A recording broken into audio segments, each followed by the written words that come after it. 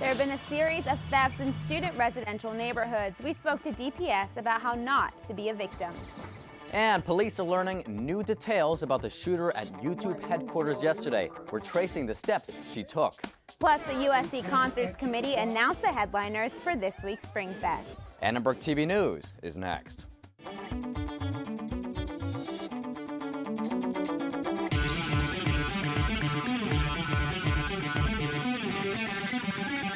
Live from USC, you're watching Annenberg TV News.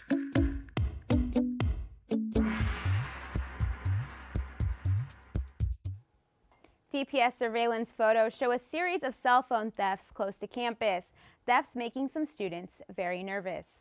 The robberies happened both on Ellendale and 32nd Street. Good evening, I'm Leslie Ambriz. And I'm Eytan Wallace. DPS says any student with a cell phone can be a target. Annenberg Media's Ni shows us why DPS wants to help to catch these robbers. USC students look at their phones while walking at least 1,000 times a day. But be careful, DPS warns this simple act can make you the victim of a robbery.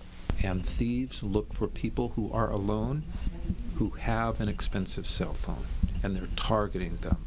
The victim was walking when she was approached by two suspects, and one of them pulled out a gun. Figueroa, it had chrome wheels.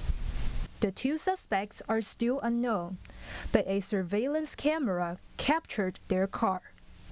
There have been two other cell phone robberies in the past week, one on the same street and the other north of campus. Students living on Ellendale Place say they are really concerned. I was very frightened and all. I was scared, yeah. This is a very safe street and you don't expect something to happen at 4 p.m. DPS sent out email alerts after the robberies, but many students are still unaware of what happened. Oh wow, no, I didn't know that. Didn't know. I think I saw an email, but I didn't really read it. Assistant Chief Carlisle says the LAPD has added extra patrols to the locations. He also urges anyone who has information about the crimes to contact DPS immediately. That was Dong Yanye reporting. We have breaking news. There is police activity outside the New North dorms on campus. Our reporter on the scene says there were more than a dozen DPS and LAPD cars outside of the building. A DPS officer told our reporter it was a medical situation. There's no threat to the USC campus. Students are being let back into the building with their USC IDs. We'll let you know as soon as we get more information. And we have more breaking news from UCLA. Police have arrested protesters after a rally for union members spilled into the streets. Annenberg Media's Sonica Bargo is live in Westwood right now. Sonica. Thanks, Leslie and Eytan. Now, I'm here in front of UCLA, and I know it looks empty right now, but just about an hour ago, this place was filled with at least 100 protesters from UC schools across Southern California. These were students and workers, and they were protesting what they say is racial and gender inequality across the UC system. This comes after a report released Monday by AFS-CME, which is a union that represents many of these employees at UC. Now, this report showed that female and minority employees in the UC system get paid up to 21% less than their white male counterparts. And the number of minority employees, especially African Americans in the UC system, has been going down. Earlier today, during the rally, these protesters marched down to Wilshire Boulevard, which is just a couple blocks south of here. Once they got there, a group of maybe a dozen or so sat down in the middle of the street, and about half an hour later, the LAPD did come up and arrest them one by one. Now, I spoke to protesters, and they say this was planned as an act of civil disobedience. Everyone who was arrested volunteered, and they should be getting out later tonight between 7:30 and 9. Now, I spoke to one protester earlier today. He's a radiation therapist and has worked for the UC for 32 years. He said he's still optimistic that UC will do the right thing, but so far they haven't been very cooperative. Well, one of the things we'd like to see is to have the university, we propose different recruitment and retention and promotion issues that we feel that people of color and women, and the university's been very not cooperative. This wasn't the only UC rally that happened today either. There was one at noon up north at UC Berkeley that incorporated all of the UC schools in Northern California. And on top of that, it's no coincidence that it happened the same day as the 50th anniversary of MLK's assassination. Protesters say they're trying to renew his dream. Many of the signs they were carrying had his face on them with a quote from him saying, "Respect the dignity of labor." Protesters say they hope UC will use new recruitment and retention techniques to keep minority employees on, to keep female employees on, and pay them equally what they pay their male employees, but they're not sure when those changes will happen. Live from Westwood, I'm Sonica Bargo, Annenberg Media. Alrighty, Sonica, thank you. The woman who opened fire at YouTube headquarters yesterday was not shy about her outrage toward the company. Agdam Nassim posted angry comments on her YouTube channel. She said it was unfair that YouTube imposed age restrictions on her videos about exercise and other topics, as you see on the screen there. She most recently lived in San Diego and spent much of her childhood in the Riverside community of Menifee. Her family in San Diego reported her missing on Saturday 3 days later, and police found her sleeping in her car in Mountain View, right here in Northern California. That's not far from YouTube headquarters over here in San Bruno. Hours later, she went to a gun range in San Bruno and then went on that rampage to the YouTube campus there. But employees say this is not about the shooter, it's about the victims. We are an incredibly tight-knit community within YouTube, and it feels like a family. Today, it feels like the entire community of YouTube and all of the employees were victims of this crime. Our hearts go out to those who suffered.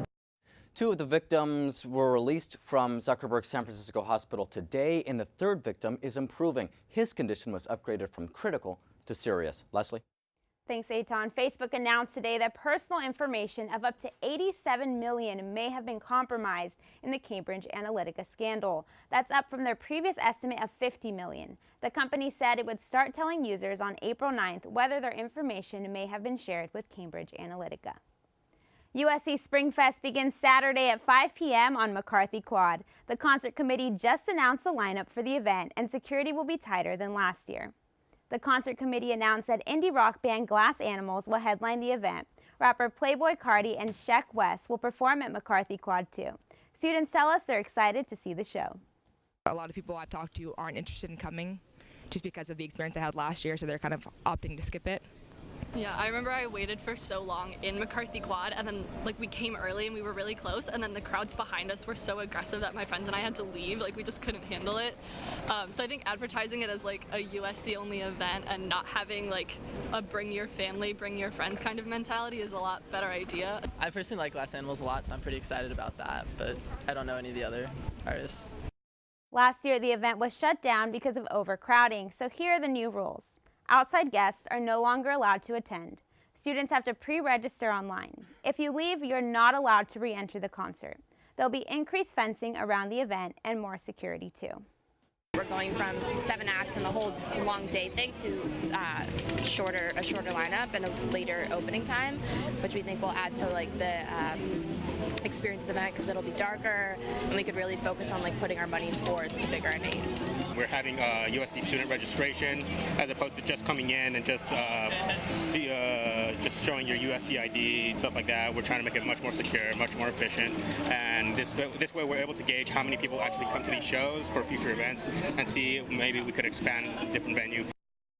So if you're thinking about going to the SPRINGFEST, remember that you have to register online, bring your USC ID, and you can't bring outside guests, even your family members.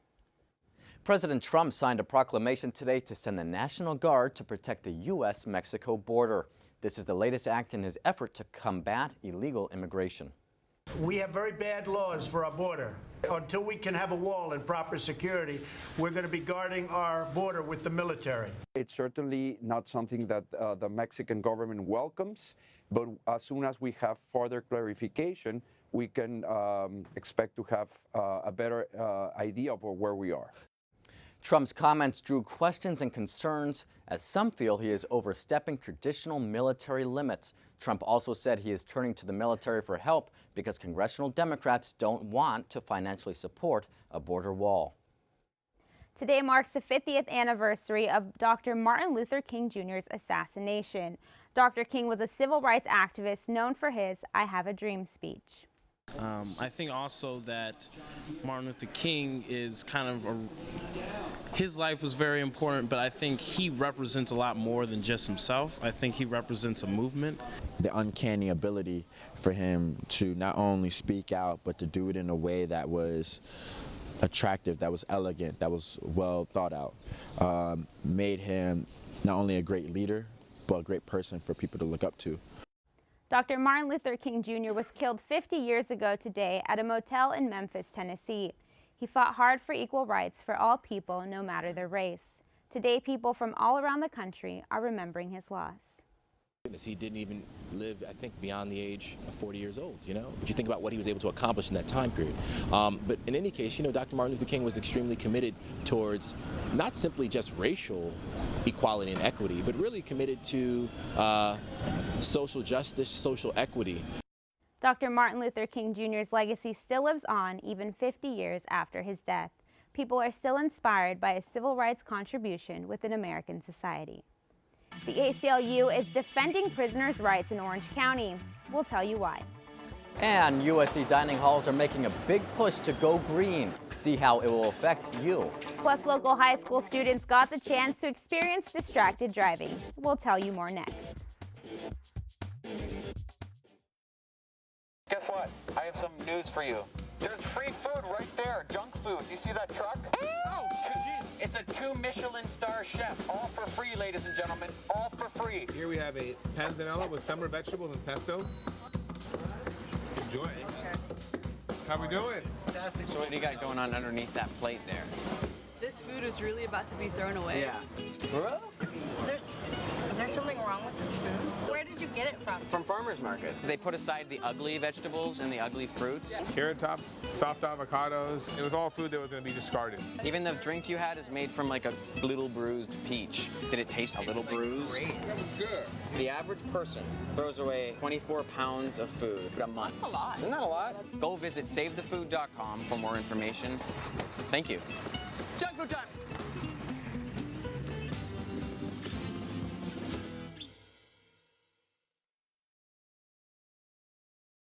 Adventure can be found anywhere, but the best place to start is in the forest. I spy something beginning with S. Snow? No. Snow-covered trees. Nothing to do with snow. Head outside to discover incredible animals and beautiful plants that come together to create an unforgettable adventure. Wow. So grab your loved ones. Don't even. And explore a world of possibilities. Come on, this way. Visit discovertheforest.org to find the closest forest or park to you. High school students got the chance to virtually see the consequences of texting and driving. They each got behind the wheel of a distracted driving simulator. At 4:30 p.m., 1 hour later, that simple life we all shared was soon no longer to exist. Angela Hefter lost her 18-year-old son on September 12, 2008. Jacob was riding a Metrolink train that collided with another train in Chatsworth. 24 other passengers also died. The train engineer ran a red light because he was texting. The Hefter family now travels to schools with this trailer. It might look like an arcade inside, but this isn't about fun or games. We thought that was the best way to try and use the technology and show people what really can happen rather than it actually happening to them. The family is partnering with California Highway Patrol and a national organization called Impact Teen Driving. We could fill over 8 yellow school buses with the number of teens we lost last year to preventable crashes. And 75% of all those fatal crashes didn't involve alcohol and drugs, but everyday behaviors we all do. This distracted driving simulator really shows you how easy it is to either be in a minor collision like what just happened to me right now, or to even be in a major collision. Students did have fun, but at least some of them say they got the message. It was definitely fun, but it did show me some awareness of how hard it really was to text and drive. Not only am I putting myself at risk, I'm putting everybody else who's on the road with me, especially because I am a new driver, at risk. So it's definitely eye-opening. Impact Teen Driver says today and every day, 11 more families will lose someone because of texting and driving. 2 of the 3 special elections held yesterday for vacant state assembly seats are headed to runoffs. A general election will take place for the 39th district between the Republican and Democrat candidate on June 5th. Luz Maria Rivas is the favored candidate leading this district in the race. And there will also be a bipartisan general election for the 45th district on June 5th. Democrat Jesse Gabriel had more votes than his Republican rival Justin Clark. And in the 54th district, Sidney Kamlager, if you excuse me if I mispronounced the name there, was the only candidate in the 3 elections to win a definitive victory. So she is now in the state assembly. All right, switching gears to weather. The clouds were out for a while today. They were. I thought it was going to be a cold day, but then the sun came out. It's nice and shining. But let's find out what's going on with weather. Let's toss it over to Trevor. Well, guys, you're right. We have been seeing some of that warm spring weather lately, and if we take a look at our temperatures outside right now, it's a cool 59 degrees. We're seeing a couple clouds, so again, it'll cool down into the late evening. But let's take a look at tomorrow's weather, because that's the most important. Up in the mountains, it'll be 61 degrees, and of course warm in the Inland Empire, 76 in Riverside, 90 in Palm Springs, so very hot over there. Moving on up the coast, it'll be 71 degrees in Simi Valley and 62 along in Malibu. But back down into the LA basin, 71 degrees at USC, 72 in Anaheim, and 75 in Ontario. So again, you're going to be seeing those mid-70s, low 70s throughout the area tomorrow. Now for your 5-day forecast, there is some rain. We're seeing that atmospheric river coming through, which is going to appear on Saturday, get us a little cooler, but then next week, don't worry, the sun will come back out and it'll be nice and warm again. Now, when you're on the go, you probably check a weather app on your phone. However, the Weather Channel app today predicted 5 to 8 inches of snow in DC on Saturday, and Twitter users were shocked. But the capital hasn't seen that much snow since 1924. For the most part, the info on these apps are provided by computers, so unless someone goes in and changes that forecast, other factors go unnoticed. While here in LA, apps can generally predict sunny weather, they can't predict anything certain more than 24 hours in advance. In a statement to Annenberg Media, the weather company, which owns both apps, said they are, quote, the most accurate forecaster based on a study by Forecast Watch, an independent third-party validator. Although we strive for accuracy, we do stress that it goes beyond forecast accuracy. It's often more important that a forecast helps you make the best decision based on the weather. So while these apps are great for severe weather notifications and crowdsourcing, Mother Nature always has the final say. So make sure you guys check with your local meteorologist when you check the weather that day. Trevor. The ACLU is suing the Orange County District Attorney and the Orange County Sheriff's Department for what they say are constitutional violations. They claim the rights of defendants were violated and that both departments used informants in jail cells to illicitly gather information on defendants. The Orange County DA responded to the lawsuit, saying the process of using informants has been, quote, consistently upheld, end quote, by the U.S. Supreme Court. Alrighty, so we have a lot of news in sports, including in a volleyball game, and the person who has all of our highlights right here, sports anchor Lauren Dunn. I do indeed. The USC Beach volleyball team faced crosstown rival UCLA at the Bruins home court. Sports correspondent Victoria Garrick will give us the update. And the USC baseball team is prepping to take on the Sun Devils after a dominant win over the UCSB Gauchos last night. After a big upset over UCLA, what do the Trojans need to do to claim the 4th spot in the MPSF tournament? Don't go away. Sports is back in 90 seconds.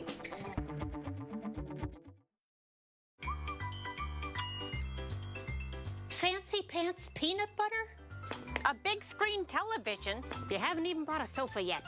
A motorcycle? When your father finds out, he's gonna flip his shoes with 2 buckles? What do you even need 2 buckles for? Mr. Big Shot, buying whiskey shots for everybody in the bar. From the looks of it, I'd say nobody even remembers. Feed the pig.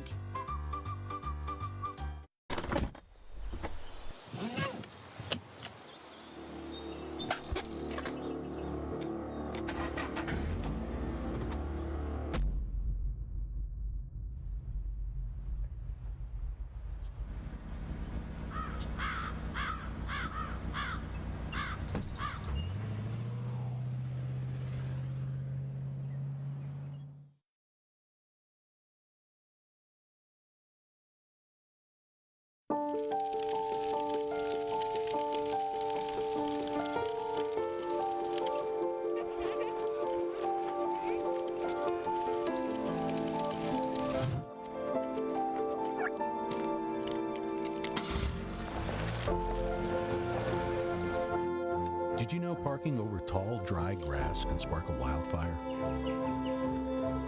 Only you can prevent wildfires. Welcome back. I'm Lauren Dunn, and we're talking sports. A beach volleyball rivalry battle kicked off at 3:30 this afternoon, and the number 4 ranked USC women's beach volleyball team battled against the number 1 ranked UCLA Bruins. Sports correspondent Victoria Garrick has more on what went down. Thanks, Lauren. Today's crosstown showdown between the USC and UCLA beach volleyball teams ended in Bruin triumph. While USC is the defending national champion and currently ranked number 4, they just could not seem to keep up with the number 1 ranked Bruins. We spoke to senior Alexandra Paletto, who sounded confident that the team will take away some valuable information from today's battle. Today, all of our games that we played were really close, and I think all of us battled really hard. But I think there's just a little pieces that we need to go back and work on, and this game showed us what exactly those things are. So this week we'll get to work on those things, and we'll be ready to go for Pepperdine next week for sure. Now, while there weren't enough total wins on the Trojan side for an overall victory, the ones pair consisting of junior April Bustamante and freshman Tina Gradina did beat UCLA's Nicole and Megan McNamara. This moved Bustamante and Gradina's season record to 17-1, making them the Trojan team to beat. USC has 2 more weekends of conference play before they can play for that revenge match against UCLA in the NCAA tournament. Back to you, Lauren. Thanks, Victoria, for that update. The USC baseball team also came out victorious over UC Santa Barbara yesterday, 9-3.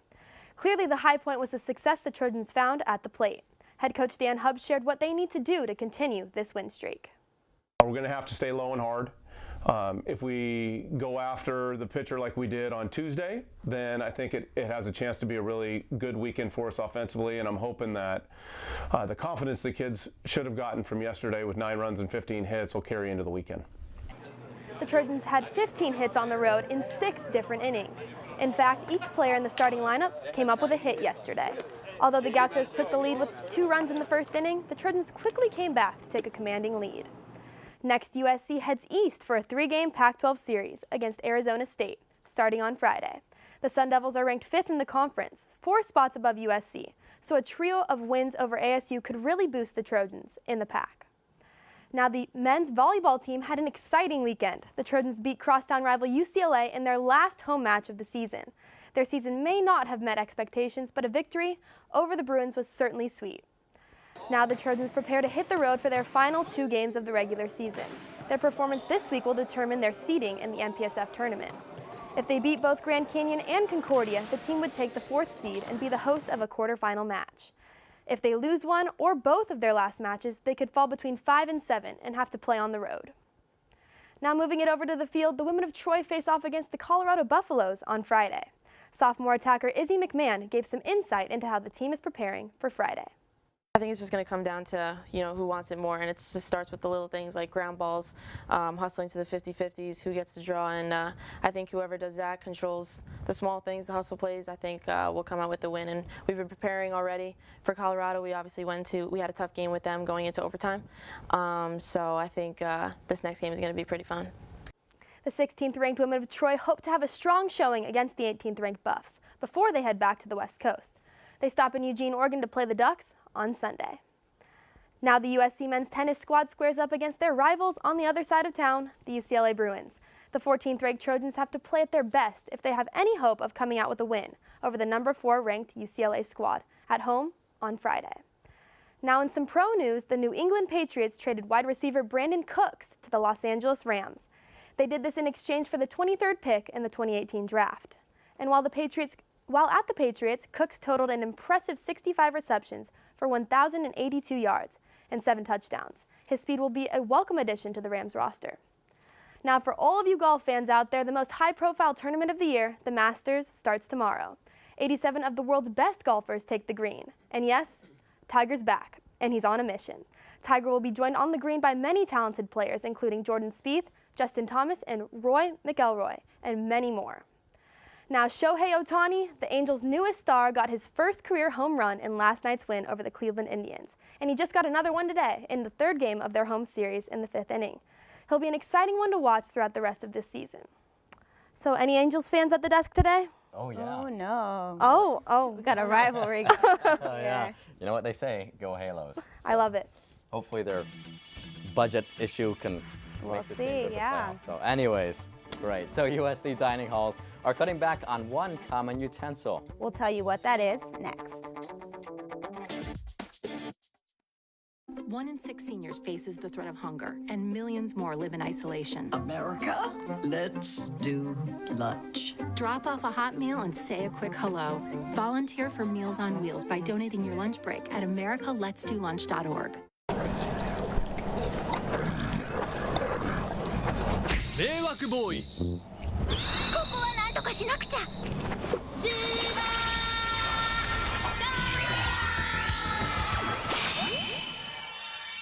スーパーカインドの交通機関案内。When you ride on the bus or rail, don't eat popcorn, meat, or kale. Food can smell and it makes a mess. Keep LA Metro clean and fresh. Come along with me, let's go. It's time to ride on the Metro. When eating food causes problems, you know Super Kind will be there to solve them. Come along with me, let's go. It's time to ride on the Metro. When eating food causes problems, you know Super Kind will be there to solve them.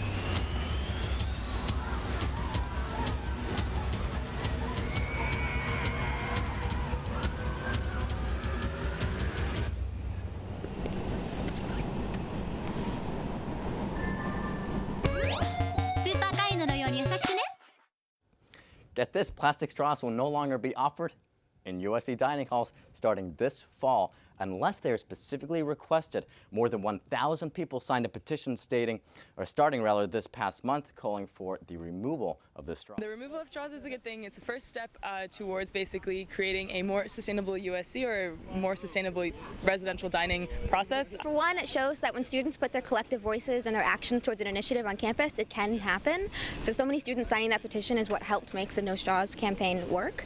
And then it also shows that there's further straws and further disposable supplies that can be gotten rid of on campus. When administration sees that students care about the issue and that students aren't going to put it down and are going to keep fighting for sustainability at USC, then things are going to happen just like with the straws campaign. Students feel this decision is leading USC in the right direction to become more environmentally friendly. I was never using the straws in the dining hall, and honestly, I was rarely watching other people use the straws in the dining hall, so I personally think it's a really small change that the dining hall has to make in order to make a much better environmental impact. Yeah, I don't mind that there are no straws being used in dining halls right now. I guess it's just not that big a deal to me.